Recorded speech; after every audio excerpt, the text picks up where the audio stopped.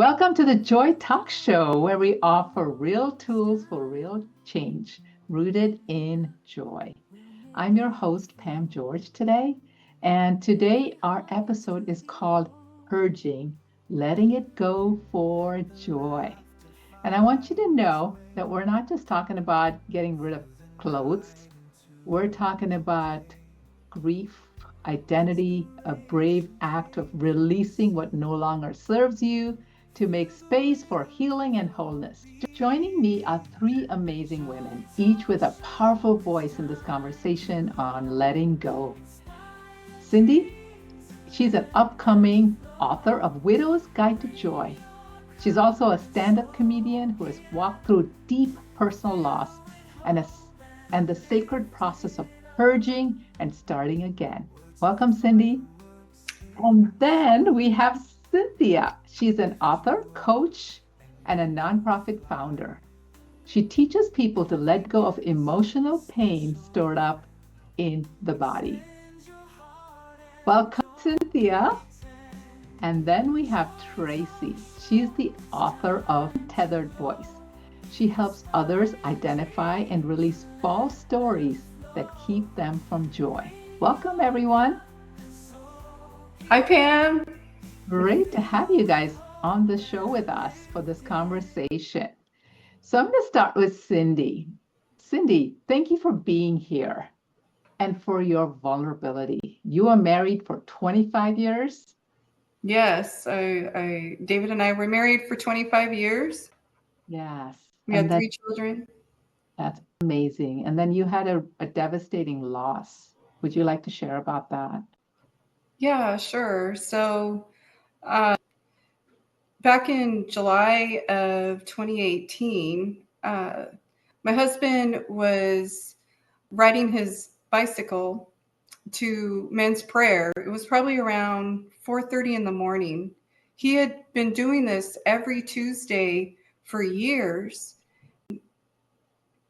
But on this particular day, for some reason, he took a different route and he was hit by a car. The church community, our family and friends, we all rallied and prayed and believed for a miraculous healing.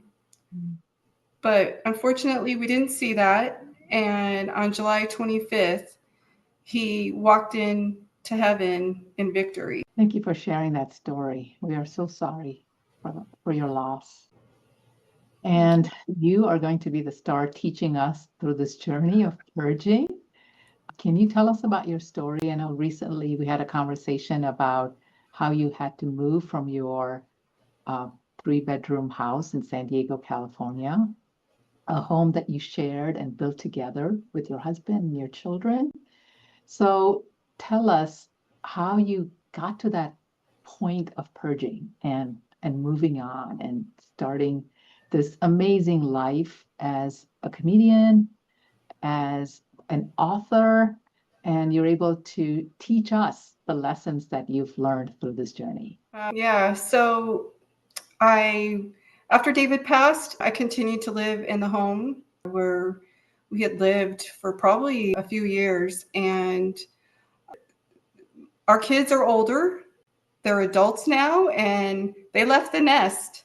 So it was just me living in this 3-bedroom home by myself with a lot of stuff that the kids left, a lot of stuff that belonged to my husband, and my stuff, of course, too.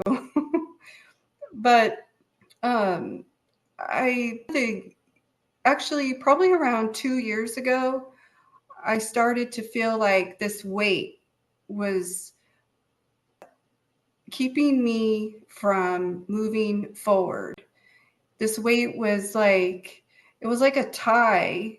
There was like a rope. I was being tied to this home, and it was preventing me from moving forward, like really having true joy and freedom. And not that there's anything bad about living in a home with stuff. There's nothing bad about that. But this stuff just started to weigh my life, my heart, and I needed to take a step out from the home because it was preventing me from doing what God was calling me to do. And that was write the devotional book, The Widow's Guide to Joy, and to really step into this new season that He had for me as a stand-up comedian and as a widow, going into singlehood, going from a widowhood to singlehood. And so there's a lot of memories, a lot of great memories in this home, a lot of stuff that we shared, but it truly was becoming too heavy for me. Thank you so much for sharing that, Cindy. I think one of the role models that you are to me is the way that you're really sensitive to the Spirit's call, and even just being able to have that self-awareness of that weight, because a lot of us may carry weights. Maybe it's not the loss of a husband, but we tend to ignore it and not really lean into it and purge those things so we can live into the calling that God has called us. So, can you tell us a little bit more about how did you identify that weight? What surprised you? I mean, where did you get the courage to even do that? Is there a timeline, anything that you can help us and walk us through to find joy at the end of that tunnel Yeah, and move yeah, through the weight? yeah. So, living in this house, I had started to put things away that were David's. I started to do some donations and asking the kids to get some of their stuff. But I remember it was about 2 years ago, I just felt God calling me to step away from this home because He had more for me. And I was having a hard time letting go because it was the last place where David and I shared, where we prayed together, where where we lived our life together. And I had a really hard time letting the house go because I felt like if I let the house go, does this mean I'm letting Him go? But I'm not letting Him go. It's just a house. It's just stuff. I still have the memories of the love that we shared, the life that we lived. I still have those memories in my heart. I will always carry the love that I had for David in my heart and have those memories. So I started to realize that in writing the Widow's Guide to Joy, the devotional book, that there was a barrier. There was something that was preventing me from finishing it, from moving forward. And I realized it was the house. I had become so comfortable in this house that it prevented me from seeing everything that God had for me going forward for my future. And so I made a decision. It took about 2 years. A funny thing is every Christmas, some of the Christmas gifts I would get, like an air fryer or some bed sheets, I would save it thinking, oh, I'm going to move soon. I'm going to move soon. And collected those things for a couple of years. And then I realized earlier this year that I need to be obedient to what God's calling me to do. Like, there's so many widows out there that could benefit from hearing how God has brought me through the grief process and have joy on the other side and be able to laugh again and live again and really believe that God has the best for me going forward. So I put my 30-day notice in, so I had to do it. I had to do it. Wow, wow. What a great example. Thank you so much. I'm going to pull in Cynthia because you talked about not just purging physical stuff, but also the emotional pain. You talked about the grief and the memories. And Cynthia, you help people not just purge homes, but their hearts. You've helped me. You're an expert in this field. Can you talk more into that? Why do we hold on to emotional pain? And how does it affect our ability to experience joy, especially after a loss, like Cindy was sharing? Well, that's a great question, Pam. And you actually know a lot about this as well. I don't think you really introduced yourself to everybody. Do you mind introducing yourself? And then I'll kind of walk into that part. Absolutely. I am Dr. Pam George, and I just recently published a book, Sparkle, Your Seven-Step Guide to a Joy-Infused Life. And one of my passions is to access joy in spite of our past, in spite of the traumas that we experience.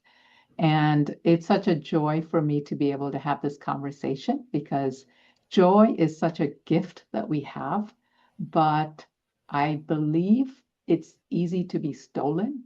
And I want to make sure that we all, through this podcast, we want to be able to share our stories so that we can each bring joy into our audience life. So thank you, Cynthia. Thank you for letting me introduce myself.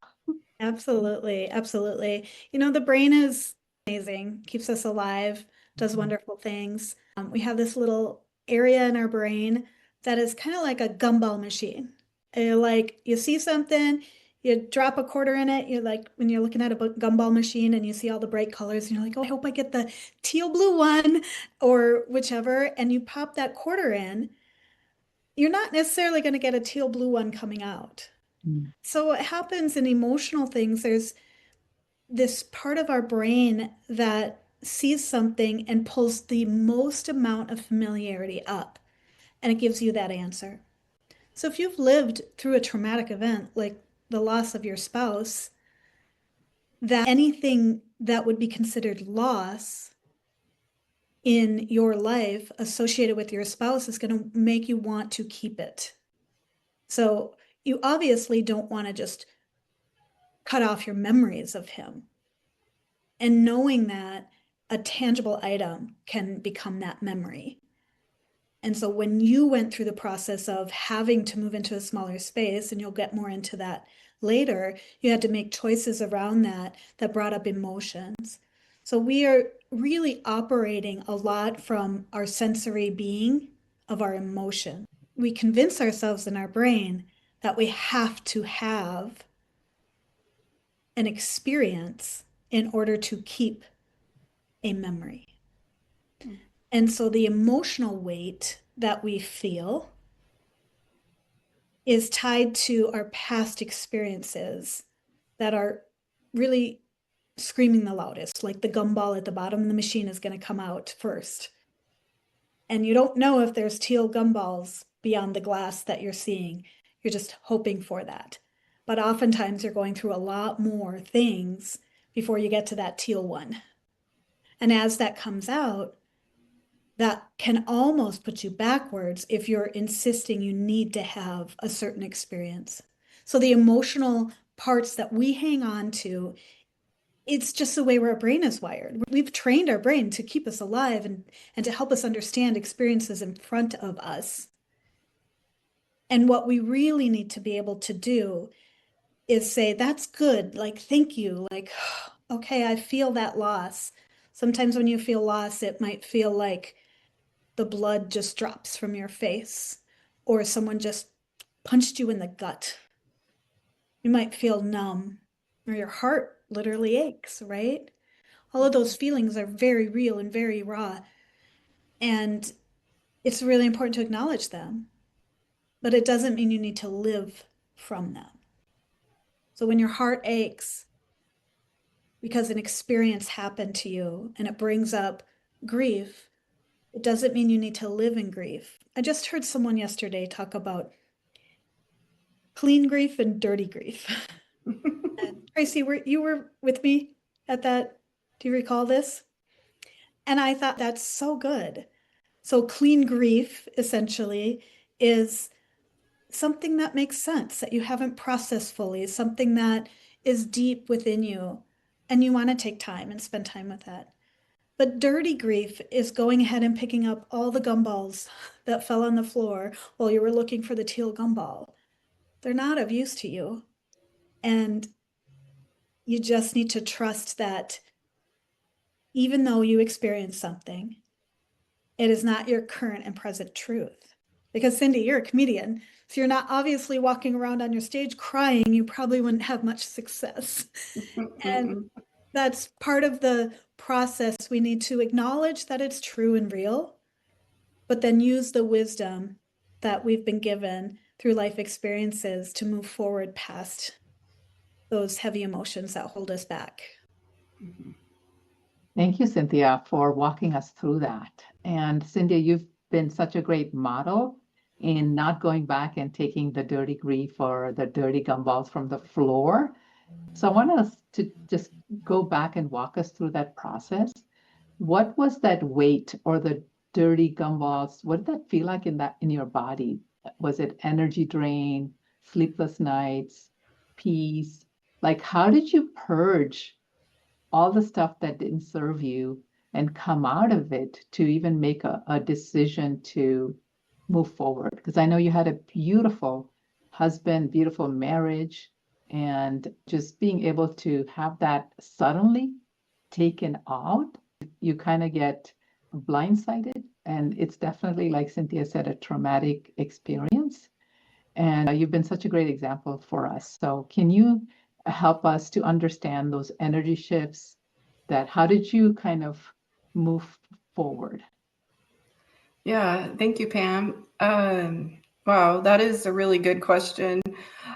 So the way I can describe the physical part of grief was, do you remember as a kid, if you went to your grandparents' house and you missed your mom and dad, there was like that feeling of homesickness. That was a constant feeling I had after he passed, like just feeling homesick, like that ache in your heart.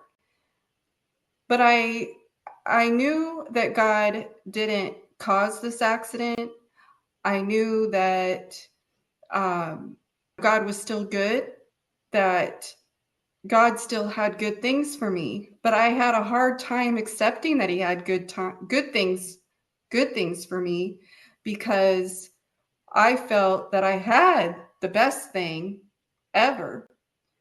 But the more I grieved and questioned and asked why, it became a heavy burden on my heart. And it was actually preventing me from continuing to receive the blessings that God had for me. Like asking why was preventing me from receiving those blessings. And so I started to ask God, what's next? What's next? Because Lord, I'm going to put my trust in you, that you know what's best for me. You know, I loved David with all my heart.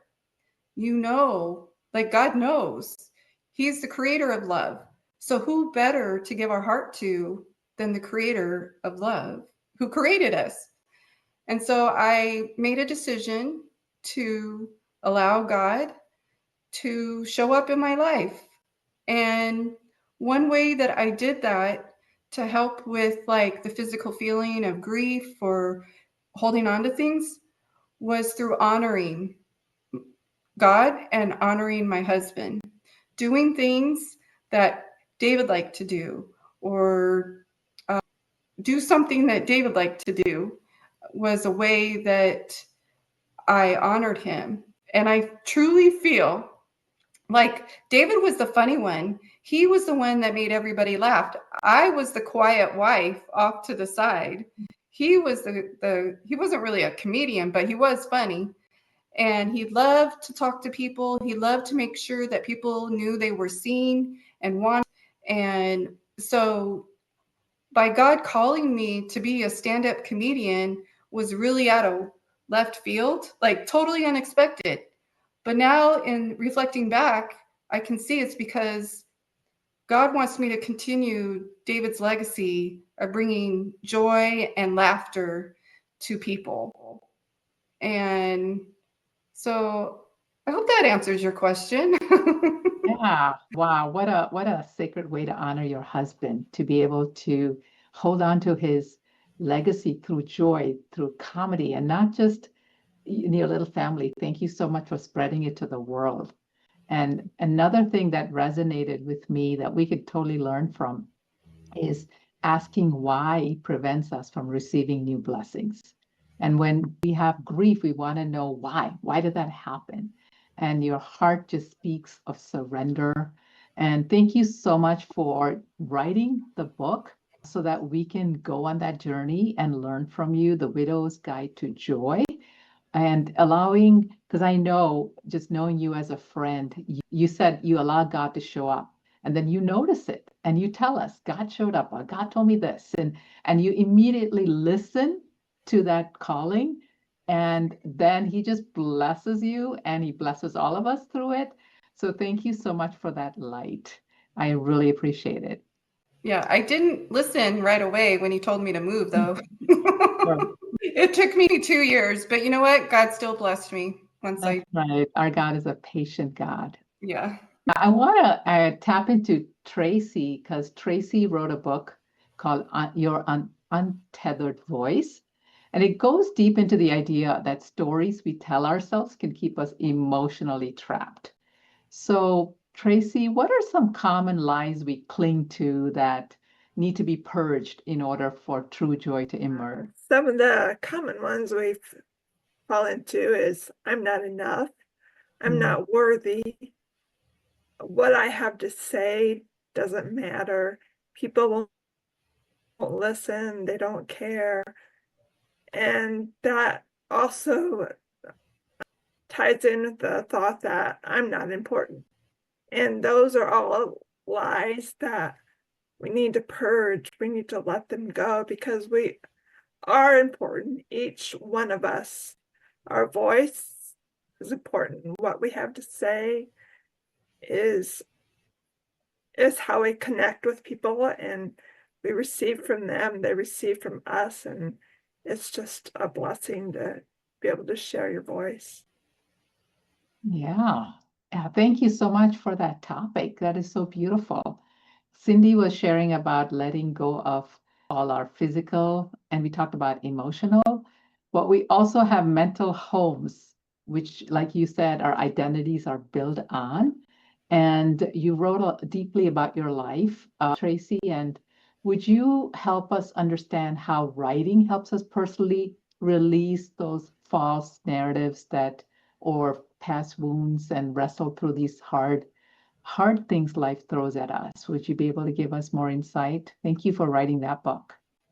Yeah, writing, it just helps us to process our thoughts, to identify them, and to clarify, and then we're able to better release them as we look back at them and just understand them better. We write about them. Yeah, thank you for sharing that. Cindy, were there any old roles or expectations you had to release? Like sometimes our mental blocks are, we have to be this way, or, we have roles, or we have like um, Tracy mentioned false narratives.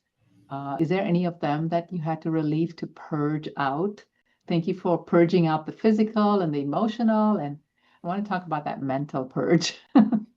Yeah, so I thought that because I was a widow, because I lost the love of my life, that I had to stay unhappy, that I couldn't express any joy, I couldn't express any happiness, or I couldn't laugh. And anytime I felt like, yeah, like I would laugh at something, I was like, why am I laughing? I lost my husband. I should be devastated. And I was devastated, but I knew that God didn't want me to stay devastated. And it wasn't, God's fault this happened. Yeah, thank you for sharing that. I was thinking we can end with a group reflection round, and maybe we each can share what's one thing that we've purged, whether it's emotionally, physically, or mentally, spiritually, that brought surprising joy or freedom. And I can go first. Thank you for sharing your example, Cindy, and just for being such a light for all of us as we process grief. One of the things I had to purge from my life, which I mentioned in my book, was carrying shame in my body. And one of the things at first, I didn't even know how to name shame. I would, like you were describing, that heaviness of feeling homesick. That similar feeling, that weight I was feeling, was shame, like I'm not good enough. And I come from a culture that's very shame-based. And so a lot of training, everything was based on, I hear the word, even if you go to school, shame on you. And so those narratives were run in my brain. And I think one of the things that I'm working on purging, and I feel like I have a framework to throw away shame, is the verse that Jesus said. He scorned shame. It says, for the joy set before him, Jesus scorned shame. And the word scorn is throw away or discard. Or so when that weight or that emotion, for me, it's shame, for you might be the loss, or each of us carry our own weight. Purge it because it does not serve us. We have to scorn it, and we have to move into what God has called us.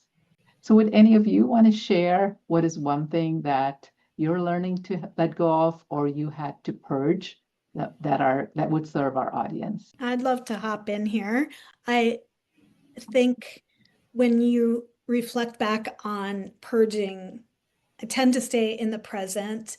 I have a habit that could use improvement of always wanting to march to the next, to the next, to the next, and not reflect on those things that I have done. And emotionally, one of the things that I did to protect myself from feelings of rejection or unworthiness was to people please. If someone said, show up like this, I would show up like that. If they wanted me to be somewhere and do something for them, I did that. And I didn't take into account my own personal needs because that was considered selfish in my brain training. And when I started making decisions to not allow people to dictate what I should be doing, and I was no longer operating out of a people-pleasing state, I received a lot of rejection. Because when people are used to seeing you just do whatever they ask, and you stop doing that, they don't know what to do. They're shocked. They're like, well, what's wrong with you? And it is nothing wrong with you, but it is a painful process. So purging isn't always easy. I want to say that. It may sound like, oh, on the other side, you feel wonderful. You do, but you have to go through the grief of the other person's reaction to you setting your boundaries by purging bad habits of, for me, people pleasing is one of the ones that it becomes so unhealthy. And it's not bad to go and just be like, I just want to bless this person's socks off and show up for them and do special things for them. And that's wonderful. But you need to do it out of a clean heart and do it out of a sense of, I'm doing this because it feels like I'm helping fill their cup, but I'm not taking out of my own. And so people pleasing for sure is a work in process, but it is well worth it when you start saying, this is what's right for me in my life, and I'm in alignment with God on that. And the other person's reaction is not my responsibility. Thank you for sharing that. We all can really relate to that. That's so relevant. Would anyone else want to share a takeaway or a gift or any tips for our audience before we? I can share something that I've released. I released an eating disorder, and that was a journey. It was a long journey, but it's so rewarding to experience the freedom of all the emotional weights and things that were tying me down. Yes. Thank you for sharing that. And Tracy, go ahead, Cindy. No, I wanted to share too, but when it's next. It's your platform. Go for it. Okay, I wanted to share that I purged a lot of stuff.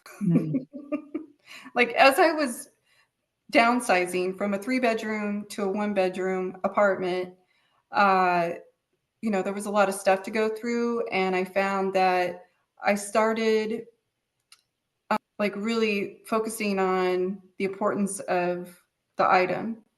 And if it wasn't serving me or bringing me joy anymore, or if I hadn't used it in the last 6 months or worn it in the last 6 months, then it was donated or discarded. So coming into a 1-bedroom, I have started a new habit of ensuring that whatever I bring in brings me joy and serves a great purpose. And I've even started finding things that I did bring over, finding that this doesn't bring me joy anymore. So I'm going to donate it because maybe it will bring someone else joy. And I've realized that, and I've told my kids this, that I do not want any gifts. I would rather have time with you. Spending time with my family, with my friends, is so much more important to me now than before.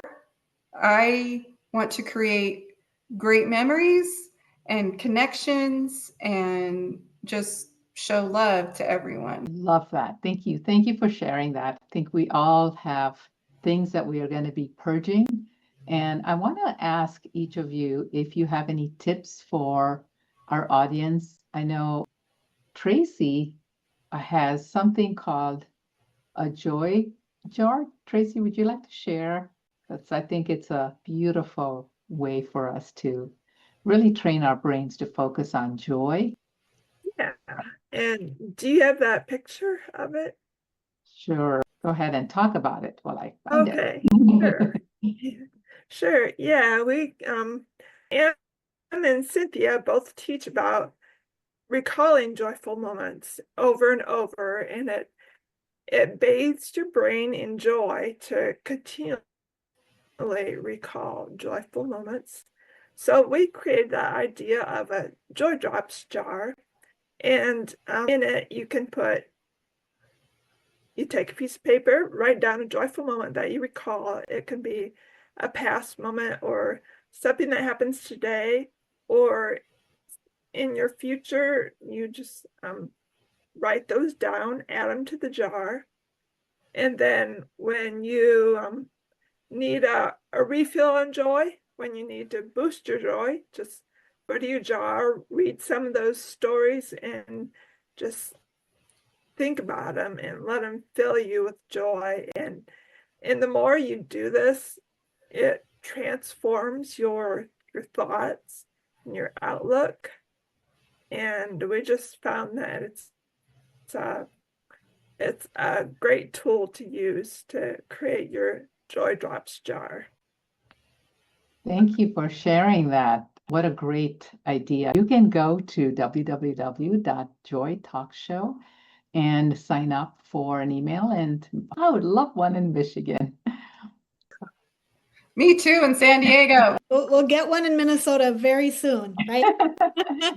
Yes, yes. We didn't tell our audience where we're from. I'm from Michigan. I'm from Minnesota. I'm from Indiana. And I'm from San Diego, California. All right. Well, thank you all for joining us. And would anyone like anything else to add before I conclude? Anything else that would serve our We've audience? created a workbook for you if you're having a hard time deciding how do you purge, what kind of questions should you ask yourself. We invite you to send us your email, and in return you'll get a link to this downloadable workbook. We want you to walk through the purging and feel lighter. And when you feel lighter, your joy rises. And that's really the goal of this talk show. So we want to give you all the tools possible. And as we build up on those tools, we just want to make them available to you with ease. So send us your email. There's a form on the joytalkshow.com website that you can fill out. We'll gather your email and send you off a workbook and begin to communicate with you. So we're super excited to get to know you better. Let it go for joy. Yes. Let it go. That was our theme for today. Friend, if you're in a season of transition or grief, I want to leave you with this gentle but powerful question. It's something that Cindy shared with me. What are you holding on to out of fear and not freedom? So I want you to just choose one thing, whether it's physical, emotional, spiritual, or mental, that you are ready to release. Anything that is weighing you down. We talked about things that weigh us down that we are working on purging, and we've purged. We've got tools for you. We talked about shame, people pleasing, the feeling of grief, eating disorders. We all have a weight that we carry. It's time to purge. Thank you all for joining us, and we will see you next time. Bye-bye. Bye. Thank you. Thank you for joining us today on the Joy Talk Show. If this episode spoke to you, whether through release, reflection, or joy, we'd love to stay connected. Visit us at www.joytalkshow.com, where you can sign up for our mailing list to get notified about new episodes and special resources. As a thank you, you'll receive our free Purging Reflection Workbook, filled with thoughtful questions to guide your own release process, and a printable coloring page designed to help you slow down, reflect, and make space for new joy. You'll also find details on how to receive your own Joy Drops jar, a tool to help you start collecting and revisiting your joyful moments. We'd truly love to hear from you. Tell us how this episode touched your life, inspired a shift, or helped you begin to let go. Contact us through our website or send email to joytalkshowpodcast@gmail.com. Until next time, keep choosing joy.